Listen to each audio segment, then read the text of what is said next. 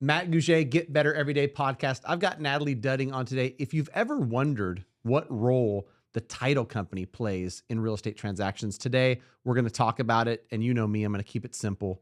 And that's where I want to start, Natalie. I just want to start like, what is title? And let's explain it like we're talking to fifth graders. First, thanks for being on. Thank you for having me. Appreciate it. Natalie Dudding, Chicago Title. How long have you been in title? Oh my gosh, like 17 years. 17 years? Mm-hmm. Oh my gosh. And we're so young. I know, right? I know. I started as a bank teller, and then the title company would come in every day and deposit their earnest money deposit or the checks, right? Mm-hmm. And I'm like, what do you guys What are do? you guys doing over there? Why are these checks so big? And they're like, title company, escrow, title and escrow, right? I said, I don't know what that means, but let's do this, right? So then I became a receptionist and been stuck in it ever since. Loving it ever since. Yeah. Okay, so explain to the audience exactly what role, function, title, and escrow serves in a real estate transaction from a real basic level, I guess. Honestly, we're the end game. So once everybody has decided who pays what, who does what, when is everything supposed to close, we're the ones conducting the orchestra all the way to the finish line. Yeah. And so we're the neutral third party, just making sure that everything in the contract, as all the parties agreed to, is adhered to. All right. Yeah. I think this is valuable and useful for the average buyer who just doesn't know how any of it works. Right. You get a real estate agent. You get pre-approved with a loan officer. You find a house you like. You offer $500,000. The seller accepts your offer. Now they're telling you you're going to wire this $5,000 earnest money deposit to the title company. Good news for buyer, like you're not sending the monies to the seller. You're sending it to this neutral third party, the title company. They're going to hold that. Then when the rest of your money for your down payment is due, you're also going to send it to them. They're going to, checks and balances and all the numbers, and this side's paying for transfer tax. This side's paying for the, home warranty, whatever the case may be. Mm-hmm. And so neutral third party middleman in real estate transactions. That's right. So, so exactly, we keep all that money in the middle until everything happens the way it's supposed to. And once everything happens the way it's supposed to and both parties are in agreement, then we disperse. So then that's when that's who the seller gets their money from, right? Even though the money comes from the lender and the buyer is borrowing the money, and then the lender sends it to us, we then give it to the seller as their sale proceeds. We then pay off any deeds of trust, loans, judgments, liens against the property so that the buyer gets a piece of property that doesn't have any encumbrances, which I know that's a very, very big word, but what you have, envision a house is your biggest asset, right? Your greatest asset that most people have, right?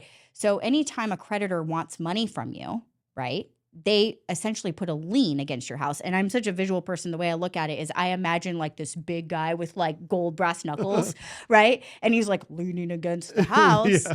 And essentially you don't get your money until he gets paid. Right. Now, a buyer doesn't want a house with a bunch of guys brass with gold knuckles, chains right? just hanging out just on hanging the side. out. Yeah. You don't want that. You want it free and clear. Right. You want no guys hanging out. And so that's what the title company ensures, is that all those guys get paid off. Seller walks away with their sale proceeds of what's left, and the buyer gets a clear title that they don't have to worry about anybody coming back to them saying money is owed to us or we have rights to this property. Right. And that's something that buyers are like, what is title insurance? What am I paying for? What is this line item on my loan estimate? Title insurance, one of the most important things you can have, right? With 17 years of experience, I'm sure you've heard stories.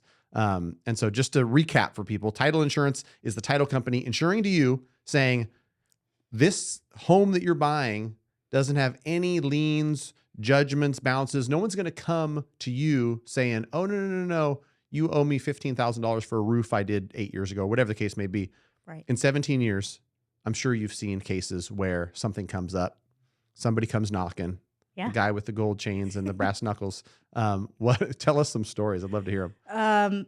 So it's cool because I probably have about 5 or 6 really cool, solid ones. And Yeah. this is what's interesting is that escrow it's one piece. Escrow is that neutral third party that makes sure that the contract is adhered to, while title is making sure everything's nice and clean for the buyer, right? So one story in particular that always stands out to me is I got a call from an agent. She said, "Hi, my buyer got a letter from this company saying that that the buyer owes them $25,000 and there's a lien against the house." And I said, "Okay, sounds good. Send me over what you got." So I look at the letter and I realize that the letter is naming an individual that has a very similar name to the person that's recently sold the house to that buyer. Well, in title and escrow, what we do is like a name affidavit, kind of like in lending too, right? Yeah. So we ask that any variation of your name, you need to come clean and tell us, because we're searching to see if any lien holders have a lien against you in any form of your name, right? So for the sake of the story, let's just call her something like Ann Smith. Well, she went by Annie Smith, Ann with an E Smith, Ann without an E Smith. So we knew she was trying to go by various different names. Well, the one name she didn't tell us, we didn't search. And that judgment, that lien holder came back. It was legit, seller, but they're already gone. They're already gone. The $25,000 isn't paid. Right. And they're like, "We're going to put another lien against this property. If you Even though new buyer, and this is the thing where this buyer, like, you want this free and clear because Ann Smith sold, but they're putting a lien on 123 Main Street that you just bought. Now, let's say the buyer never opened the mail and saw it. Really, there's not much that lien holder can do except put a lien against the property. But what would happen if that buyer went to refinance? Now we got a lien for $25,000 on there, and the buyer's like, whoa, that wasn't even mine, right? So luckily they did open their mail, and they did catch this letter, and they did call their agent, and the agent said, "Well, we got to call the title company," and that's where they filed a title claim, and that's where title insurance helped them. And title just strokes the check for $25,000, saying we insured this, so we're going to pay it. And so now we're going to go after the previous owner to get Annie, Merelda, whatever she's going by. Whatever. Yeah. So it was interesting to see that pan out. A lot of times, my role with what we do with the company, I don't see all those claims don't come, those stories don't come to me escrow very officers often. get to see all the fun stuff, or is it legal department? Actually, so what happens is if there is a claim that has to be filed on a closed transaction, they reach out to the escrow officer. Immediately, the escrow officer gives them a phone number and an email address to go right to claims, because claims has to start doing an investigation. Now, the thing about title insurance is that it preserves the past. So we're making sure that nobody can creep and crawl from the past, the history of that particular property, and put a lien or a judgment, or say they had a lien or a judgment, or say they had rights. For anything in the future that could possibly happen, I get this question a lot. Like, what about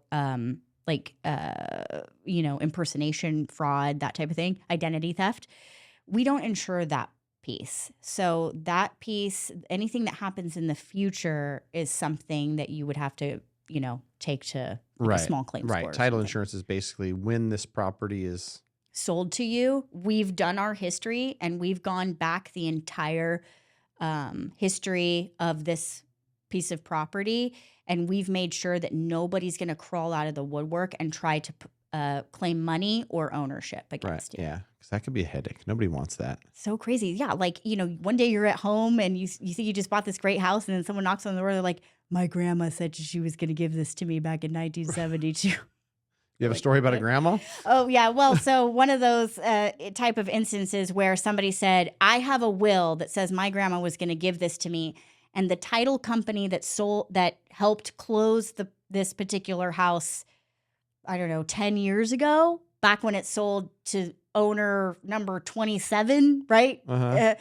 Didn't do their due diligence and didn't do enough research, and had therefore failed to find that there were heirs to a property after a particular owner had passed away. That's why we require probate in some cases. Because if an heir can come back and claim ownership, that's a problem for the new owner, right? Yeah, you're living in a house. You got your kids swimming in the pool in the backyard, and all of a sudden somebody comes and, Grandma Ruth had told her it was hers. Totally. So in that case, I love all this. This is fascinating stuff. So in that case, buyers buy, the due diligence is done by the title company. There's nothing found, free and clear. It's your house. You just owe United Wholesale Mortgage $300,000. Somebody's got a will that says me, Grandma Ruth, is gonna, give this to my favorite granddaughter upon my passing. What happens? Right. So there's a lot of things that have to happen. A full investigation has to take place. We have to find out how come that property never went through the proper probate steps. This is why, as homeowners, you have to remember a will does not convey title. So if I were to sit here right now and say, okay, Matt, I'm going to give you my house. I'll put it, when I die, you and Kat get the house, right? Give it to one of the boys, whatever you want to do with it. And I write that down and I hand it over to you. And let's say I die. You can't take that will to an agent and a title company and say, okay, this is my house. I get to sell it. The title company is going to say, no. Joe and Natalie are still on title. Even though they're deceased and said they want you to have the house, we still have to go to court because Joe and Natalie have 2 sons. Mm-hmm. They're rightful heirs to the property. So they have to go through all these steps. And what we would do as a title company in the case of granddaughter coming to claim what's once grandmother said she could have the house, right? We would have to go through all the steps and figure out was the due diligence done to decide whether who was supposed to have claim. And typically what happens is in those cases, the title company closed it correctly. There was court proceeding paperwork, or the property was in a trust and the successor trustee was not the granddaughter that the grandmother named in the will. And so everything has to be done through the county by how you're holding title. And so it gets pretty complicated. I'm going to keep it at 5th grade I got to have a trust attorney on here next Yes, because you I'm do. thinking to myself, I'm around all this stuff. I see all these documents, but truth be told, I don't understand the nuances of it. Because as you're talking, I'm thinking to myself, well, what if there's a will, but then there's also like a trust or something or a trustee, and those things conflict? Yes. And if they conflict, then that becomes a separate case that the family has to fight. Because if they're in a trust, that trust, the part of what a trust does is it clearly spells out who the successor trustee is when the trustees pass away. Mm-hmm. So if it's different than what's in the will, then that gives the family an opportunity to maybe go and fight that in a court case. But when it comes to the title company's like, well, have fun with your court case. We're going off of what's on title, which is how you hold title. Right. So it's kind of like when you think of a car, you have your pink slip, right? And it says, Natalie Dudding on the pink slip. But it doesn't say whether I'm married to Joe or anything like that. Because again, your house is your biggest asset. A house, and it's because it's stationary real property, it has to have a vesting, which means it has to be clear who is Natalie and who is her potential next of kin who could have rights to this property. If I hold title as a married woman, my husband can have rights to this property if I die, depending on how I hold title. If I'm in a trust, it wouldn't matter that I'm married. The successor trustee holds right to the title. So it has to be very clear. And this is where title insurance is important, because if there's any ambiguous message in there, then it leaves holes for people to come back and fight. Right. And then ownership. It's just in court and people are terrible. Spending money and time and effort and energy, Yes. all that stuff. You brought up, different ways of vesting. I think this is a good question that people have, especially on the mortgage side. Someone's getting a mortgage. Hey, we're buying a house. Great. And like, how do you want it vested? Like, what the heck does that mean? Like, I size large. So tell us. Medium. Yeah. That's I'll me. definitely want medium. But tell us different types of vesting, what the purpose might be for different ones, and how that works, and maybe just like a basic for people of what is vesting. Well, so really vesting it's all about who gets what when somebody no longer wants to own or can own, right? So if they pass away or if they want to relinquish their ownership. So that all has to be spelled out because, again, your biggest asset, you get heirs and blah, blah, blah. So you get a common vesting, which I'm sure you see a lot, husband and wife as joint tenants, which just means that if one of the parties pass away, then the other spouse gets access to their portion of the of the vesting, right? Okay. Now, I have seen situations where you have a husband and wife as tenants in common or as community property. In those type of situations, it's not guaranteed that the surviving spouse gets the deceased spouse portion. And a lot of times why couples will choose that is maybe they're on marriage number 2, 3, 4, 5, who knows, right? And they all have kids from those previous marriages. So they don't necessarily want the spouse to get half of the property. They want their firstborn child to get the other half of the property or whatever. Okay. So then you've got people, situations like that. So real quick, I mhm. don't mean to interrupt, but Yeah. I want to clear for me and for everyone else. Husband and wife Mhm. as community property. Mm-hmm. That is going to be something where You might have a probate situation if somebody Okay. dies. Yeah. Okay. And then the first one you said where it's just, I'm gone, it's Oh. cat's gone, it's me.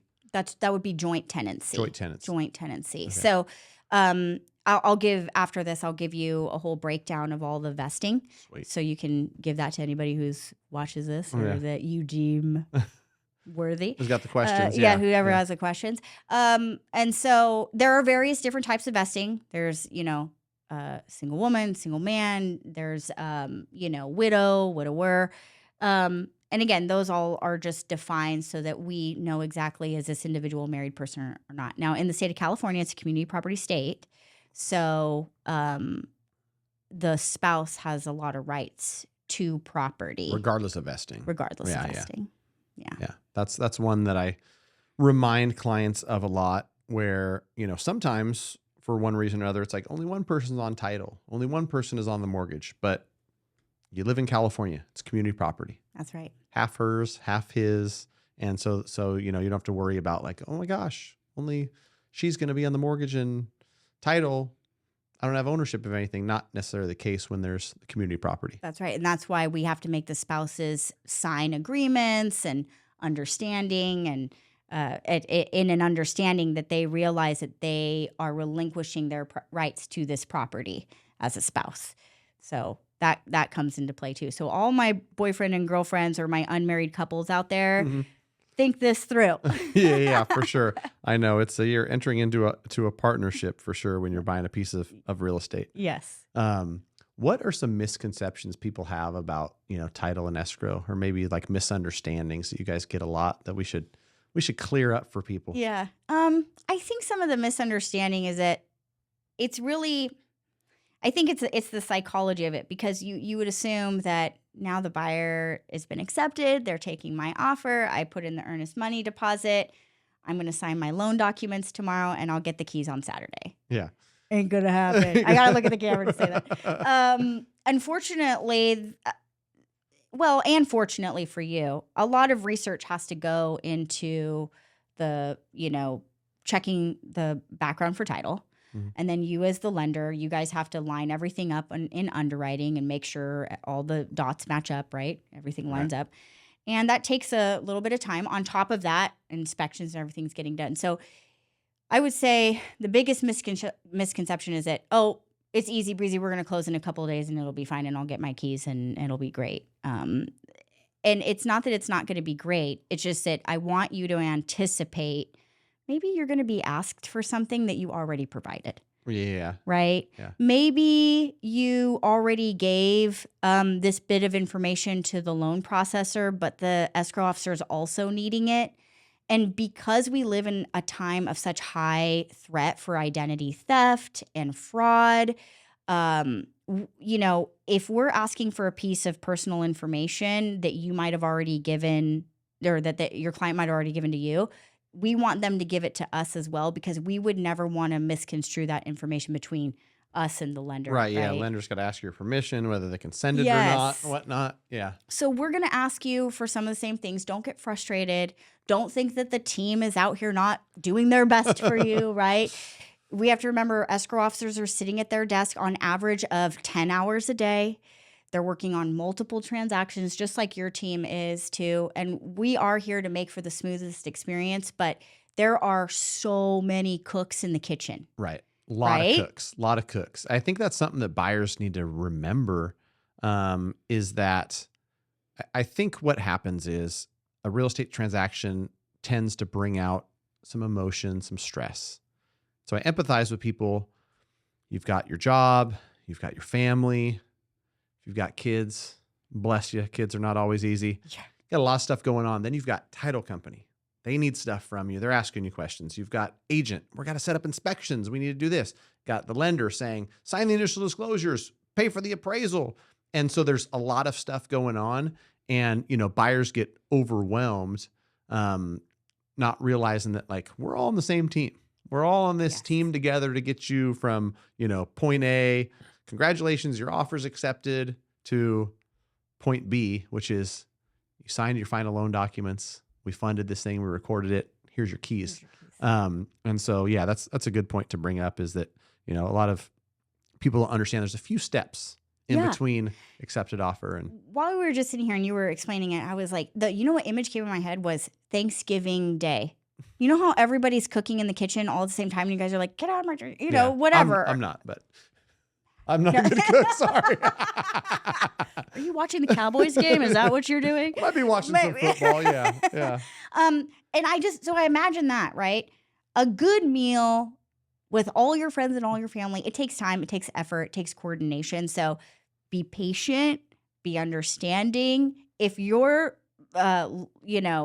lender is asking for something, just give it to them. It is not worth, I already gave that to you 4 weeks ago. Mm-hmm. Just know they are juggling so much. And so your patience as a consumer, if you can muster it, will get you very far, and it will alleviate that emotional piece. Right. Yeah. Yeah. We're living in wild times. I think like with technology, there's pros and cons. And I think about how multiple conferences I'm at, where as we embed more technology to make things easier and faster, we're also creating efficiencies, which are great, but efficiencies mean, hey, you used to make this amount doing 1 or 2 transactions. Now you're going to be 5 times more efficient, 5 times more clients get paid 1/5 of it. So you're going to do it for cheaper. So ultimately, like as a consumer, you win, you get a lower price on all the things you get, but the professionals you're working with, a lot of this stuff still needs human involvement.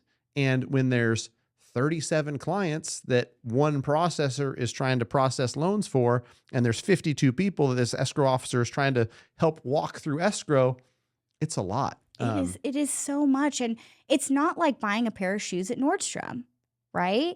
You want to think that it is because it's the biggest purchase of your life, and everybody's doing their best to make it feel that way for you. But because there's so many facets, I mean, it would be like going to Nordstrom to get that pair of shoes, and they'd have to make the shoes for you while you're there, right? And you need the leather, and you need this guy and that guy to measure your foot.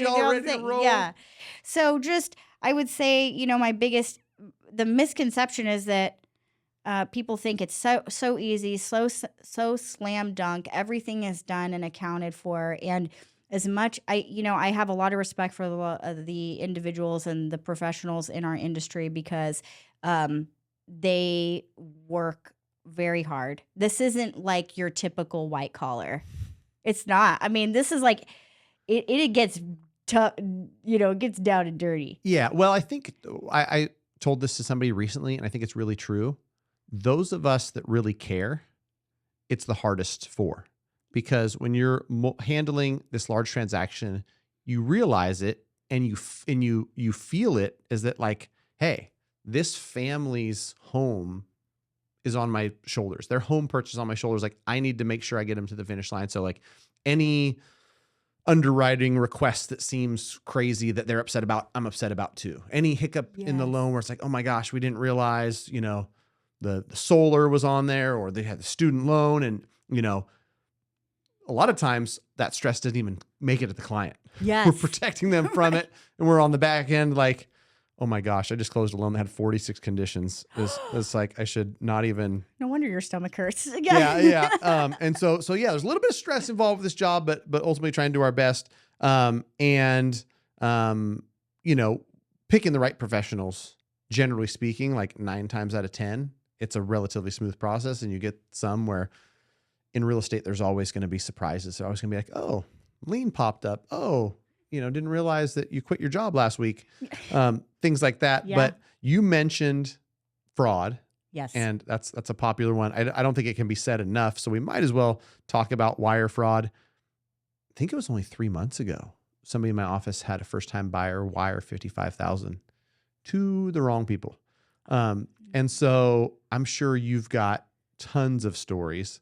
Yes. For the listener, when you get into contract and you're sending your money to title, we're talking about title being this third party that's holding the money for everybody and it's going to disperse to the sellers, buyer's money and money from lender. Your earnest money goes in, $5,000 money gets wired, and then you've got $176,000 more due at close. Make sure that's the same wire instructions you got initially from the same title company, because as companies get smarter and technology gets better, thieves get smarter and better and hack into emails. And it's like Natalie Dudding with a dot. Yes. At, whatever. titlecompany.com, whatever it is. So be careful. Wire fraud is definitely a problem. Tell us some. I love stories. Do you love stories? Yeah, like good. The gnarlier the better. Okay. $250,000 just going to. So we had a situation where let me see if I could get this right. So the buyer had to wire in. It was an all cash transaction. And a lot of times on those all cash transactions, a lot of times the buyer gets really gung ho. They're like, I already got the money. I'm just going to send you all the money. A big shot. And then send me the difference back type thing. And we're like, no. We're in contract at $550. I'm going to send you $575. Should take care of things. Should take care of things. And we're like, please don't do that. Yeah. Please don't do that, right? Obviously. So we kept getting these calls and the guy was like, all right, I'm just making sure everything looks good for my stuff and you have all my wire information and blah, blah, blah. So we're like, yeah. So we get this big chunk and we knew we were sending a big chunk back because it was a lot more than we needed. It was probably like $100,000 more than we needed or something like that. I forget what it was. So then we get these calls. Yeah, no problem. We'll get it back to you. Okay, sounds good.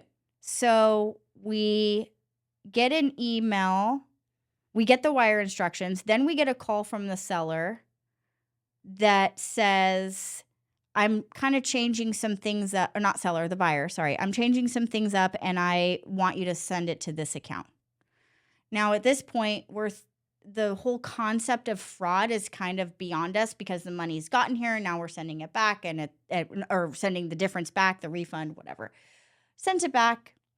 About 4 days later, we get a call from the actual buyer and they're like, where is this wire? And we're like, we sent it to you already. No, you didn't. You didn't send it to me. Yeah.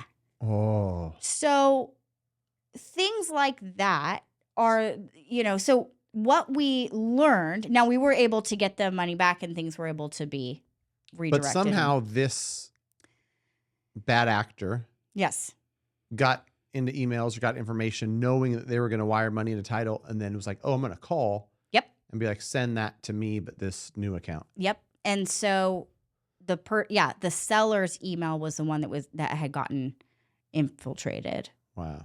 I'm not allowed to use certain words like HA. Mm-hmm. Why? Hurts their feelings. Who? I don't know. The bad guys. Oh my gosh. What kind of world? Only in California. I know. It's all so right. true. So it was infiltrated, allegedly. Yes. Yes. Allegedly. And so that was something that was caught us very off guard in the sense that, at any point in the transaction, somebody can pretend something and then they're watching emails. See, that's what they're doing. That's crazy. They're watching the story go back and forth. And once they can see a hole, like in this situation, guy who sends too much money, waiting for the refund to come back, blah, blah, blah, right? That's when they jump in. Right. And then they know the info because they've read the emails. Yeah. Exactly. So that has happened. And then we had a situation where an escrow officer got an email from an agent at like 12:30 at night. Now that's not super rare. Yeah. It happens. Kids are in bed. We're going to work. We're working. Yeah. And it's just said something along the lines of,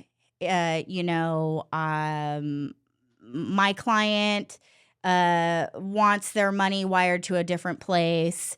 I need you to do this, and I need you to do it first thing in the morning and take care of it, or ASAP. And what she noticed were some misspellings in the email, and it seemed weird. Note to bad guys. Right. You gotta have your stuff. Like, get your correctly. grammar in check, right? Yeah, I guess. So then in the morning she called, she texted the agent that evening and said, I need you to watch your email. I think you got hacked. Not supposed to say that. Anyway, whatever. And You're in so trouble now I'm in huge trouble. Yeah. But so that being said, the agent indeed confirmed, that I didn't say that. And it was all a ruse and the whole thing, and was so appreciative of, the escrow officer taking a mental note. Here's the deal. I think the other thing is that a consumer needs to understand that sometimes the reason why things take longer is because we're double checking. Double, triple stamp. Exactly. Yeah. Because I would rather something take a little bit longer than you lose all of your, down payment. Right. Or whatever. Like, I would never want anybody to lose any money, obviously, on our watch. And we have a fantastic system that has, we have not had any situations. So knock on wood. Yeah, because I think I see that, and I think it's like universal across most title companies. They're big red lettering. Yes. Watch out for wire fraud. It's real. It's happening. And so, what are some things you guys are doing? Because I think I've noticed, maybe it's just me being like, more keen to seeing this stuff, but I've recently told my buyers, your earnest money deposit and your final wire, same place. So just keep those because it's the same. It won't change. I don't know if that's always been the case or if that's new, but I thought to myself, well, that's kind of smart. Then you get a little test ride, $5,000, right? You lose that. It's not as bad as losing 176 times. Totally. And so, is that new or what are the things that are in place to kind of help? That's a good piece of advice for sure. We now, just like a lot of the lenders, I think you might have one too. We have a portal, and the consumer gets a link, and we have a multi-factor authentication, MFA or something. Thank you for saying that. Yeah. I don't know why at the end of the day it's hard to say long words. Yeah, English is a hard language. That's why those bad guys have such a hard time with writing good emails. It's hard. I don't blame them. So. Yeah, it's a tough language. So authentication. Yes, there we go. So we have the 2-factor authentication where we send a text to the number that we're given, and then you got to go to your email and click the link, and then in your phone application, you click the link, and then you can input all the information that we need, very personal information. Yeah. And then at the very end, you get wire instructions. So those wire instructions will never be sent via email. They're never going to be sent to your agent. They're never going to be sent to your loan officer. So all my buyers out there who are listening, who are thinking about buying a house, and who are the smart ones who are taking all this information in, just know that your agent, there are certain steps in this process in order to keep you and your money safe that you have to do. Right. And it has to be done by you, because we've seen too many incidences where wire instructions were given to agents or to loan officers, and then that's where the wire instructions can get altered. Change a couple zeros here or there, change things up, and then get sent to the consumer who's sending the money. So we've had agents get upset. Well, just send me the wire instructions. They're at the bank right now. Well, I'll call your buyer right now and give them the account number over the phone. Right. I would rather do that than ever give it to an agent. And I explained to the agents and to the loan officers too, in that case, it protects you, right? Because if your email gets hacked or something gets, taken advantage of on your end, how bad would you feel, right? It was on you. So it's just a protection. And I think most title companies are on board with this now. So wire instructions, they're not in the prelims anymore. Yeah. Remember when they were there? Yeah. So that's good. So I would imagine that's the way that it's going, right? Chicago Titles, great technology. So I'm sure they're at the forefront, but like as a buyer, you're just going to have to get into this, system where like they're confirming it's you, it's coming straight to you. There's no room for middlemen to infiltrate, through a Gmail account or something like That's that. right. And that's right. So we will never email them out. And so they'll always go through this portal that we call it, and it's called Start in here. All So right. it's a way to keep Sweet. them safe. Yeah, that's cool. I wonder what kind of stats are out there for like number of wire fraud incidences or even monetary value. That would be cool as a math nerd to look at. Like in 2020, there was $197 million like Attempted. fraudulently, Oh, stolen. I mean, the number's got to be huge because I've heard of 100,000 here, 150,000 there, and there's so many real estate transactions. Like to think that like it would never happen is not reasonable. yeah. But hopefully, with all these things in place, like it's gone down. The only instances I've heard of recently, title company caught it fast enough to pull it back. Nice. $55,000 was recovered. Nice. And so buyer didn't lose it. But I'm sure there's some where buyers just like, it's gone. Well, yeah. And especially if they don't have, we have all these great safety measures in place, right? These checks and balances. Like, we, before something gets sent out, we double check. If the buyer writes, or the seller, whoever, if we have to wire them money, we make them handwrite it out. And then we call them and confirm that's where they want it to go. Mm-hmm. And that we just do these double steps. So if there are title companies out there, who maybe don't have these steps in place, I'm wondering how often things can happen in those cases, right? The other fraudulent thing that's going on right now are vacant landowners. I mean, people are pretending to be them and pretending to sell the land. Wow. Because they have found in some cases it's worked. So it's like the guys have like a little monthly meeting and they're like, hey, what's working for you? I tried this, it worked. Yeah. So tell us about the land one. Right. I want to hear the about that. The land one is really crazy. So there's this one story in Texas. Escrow officer gets a call. Hey, I own this piece of property. I'm going to sell it. My real estate agent's going to call you. Perfect. Real estate agent calls. Hey, I got a call from Bob. He's selling this piece of land, blah, blah, blah. So the agent or the escrow officer was like, okay, that's cool. Somebody knew somebody somewhere down the line. And so for her, it kind of was like, I know the guy. That's interesting. So anyway, right on. So long story short, she she pulls property record and she sends a letter to the address on file for the property owner. Yeah, that's on file. Yeah. And something, I don't know, she just got this bad feeling that something wasn't right. And I guess she sends the letter, doesn't get a response, and still feels like she needs to do some investigating. So she drives down to this vacant lot and she starts talking to the neighbors like, hey, does Bob really want to sell this or whatever? And while she's there, the landowner shows up. And so she's just chit-chatting with him. And he's like, yeah, no, I have no intention of selling this property. Wow. So, yeah, so this guy pretended to be Bob and then called a local real estate agent and said, yeah, I want to sell this. So even the real estate agent herself didn't realize that Bob wasn't who Bob was. Right. Yeah. Because agents don't usually take ID for that stuff. Yeah. Yeah. But I wonder what this person's plan was, like once it's in escrow and they're dispersing funds and he's not really Bob, how's he going to get? Yeah. Well, because with, so you do have to have a fake ID to get past the notary. Yeah. Right.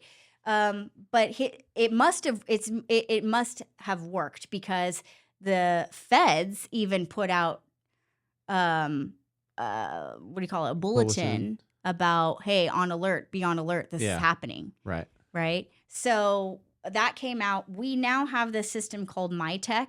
So if you're a non-owner occupied owner and you're selling your lot or you're selling your property, even if you are an investor, as far as like, there's an actual house on the property, we make you do this like virtual video confirmation of who you are. Who you are? Yeah. And we won't close escrow until you do that. Yeah. And it's a way to keep you safe because enough people out there see this is all, a lot of this stuff is public record, Mm-hmm. right? So anybody can go and figure out who owns that vacant lot across the street. Yeah. I had an agent, a lion agent. She called me, was like, Natalie, I've got this guy. He's a Chinese business owner. He has this vacant lot in Sacramento and he wants to sell it. And I just wanted to see if you can check it out for me. So we did some investigating and we got a copy of an ID. Wow. What else did we get? Oh, everything matched. Owner of record, name, this whole thing. But after it went through underwriting, there weren't enough checks and we didn't allow it to go through. Yeah. So you guys are pretty sure it was We're pretty fraud sure. attempt. Yeah, because he didn't push back. Right. Yeah. If it's the real owner, it's like, no, you guys are full of it. That's super interesting. David Green, Bigger Pockets? I've heard his name. He's got a real estate investing podcast, really, really Cool. great one. He told a story recently. And like you said, it's public record. And even if he's got stuff held in the LLC, people are like, oh, I know it's Green Properties, whatever it is. Somebody had got some bad actors, notaries, other things. Yes. And I can't remember the exact scheme, but like he's got hundreds of properties across the US. And they were going to local meetups saying, hey, I'm selling some of my single family stuff. I'm moving on to whatever. So I've got, 123 Main Street in Knoxville, Tennessee for sale, selling properties.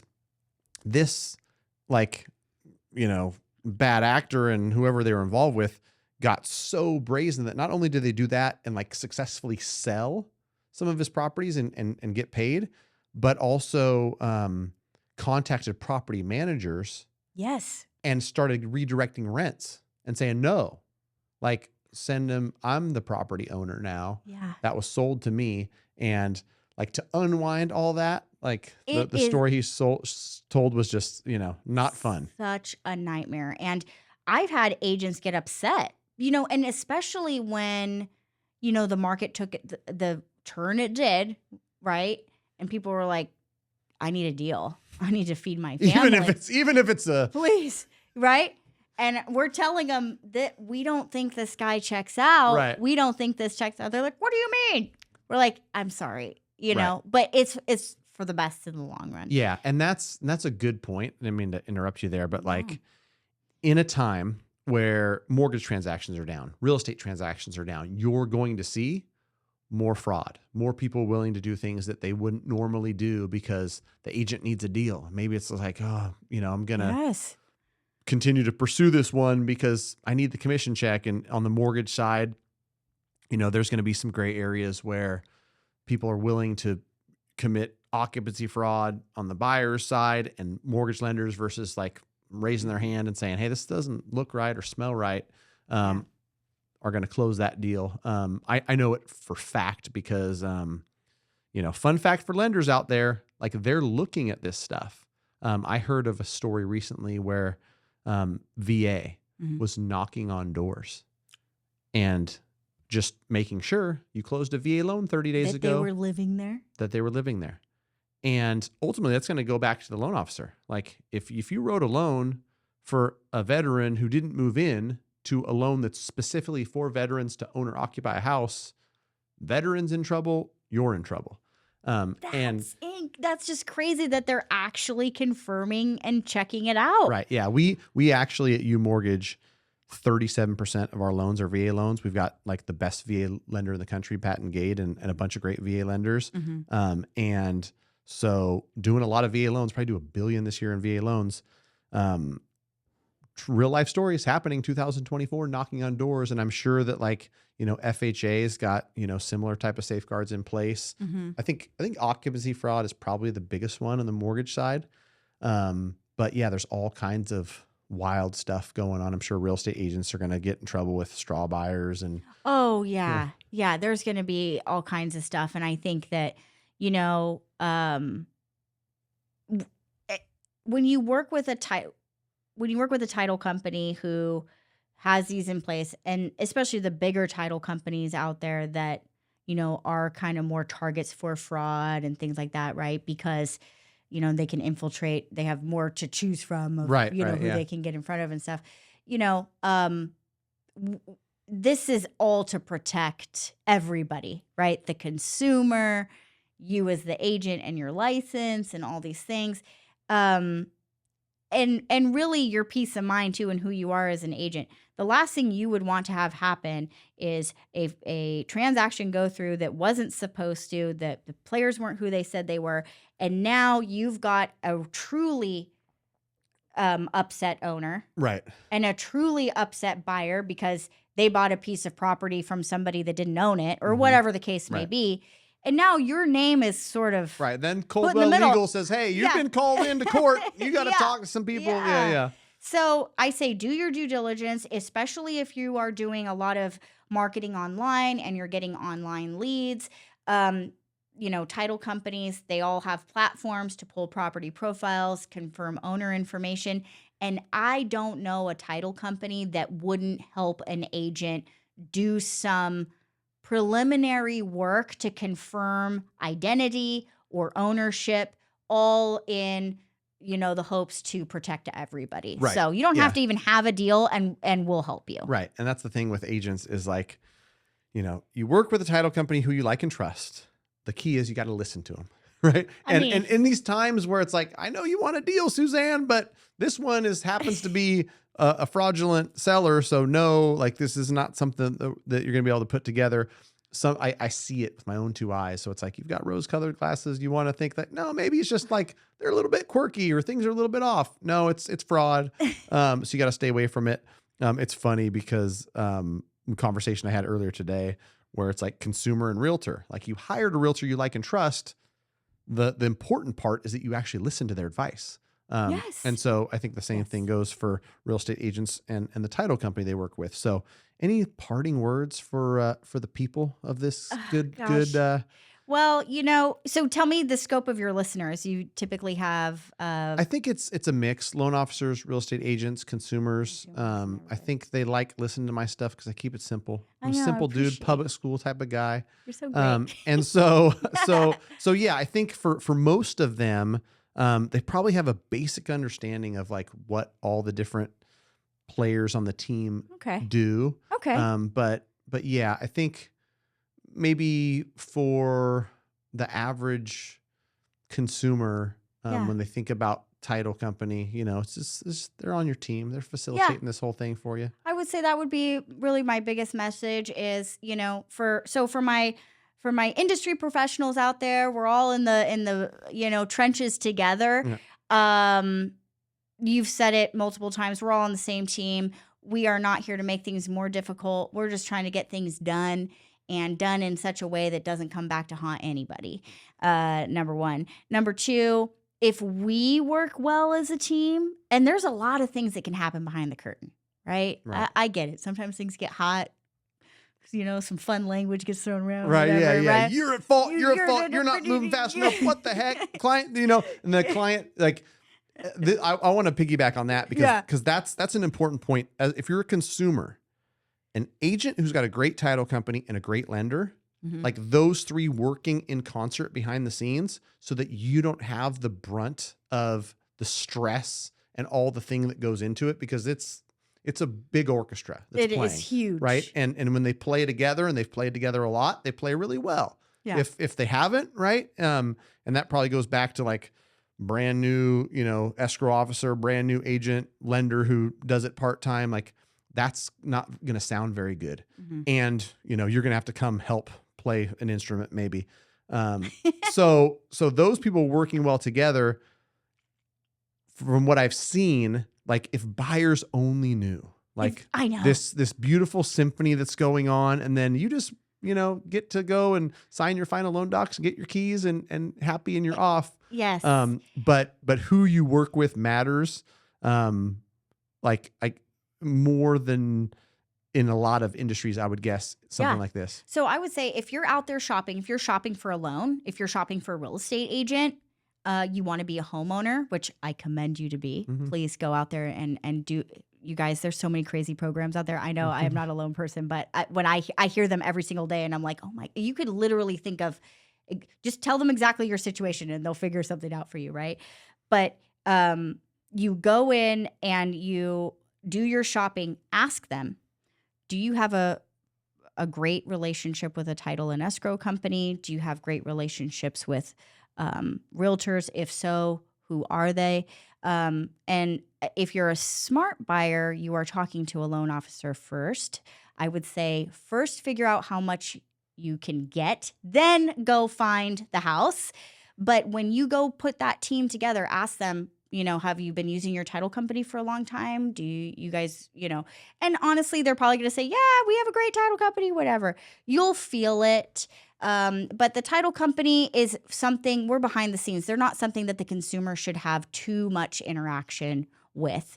If you do, it's because a title company is trying to solve an issue. For example, the seller has liens or something that we need to clean up. We're all here for the common goal, which is to sell this property to this buyer and sell it for this seller, Get these and people then home.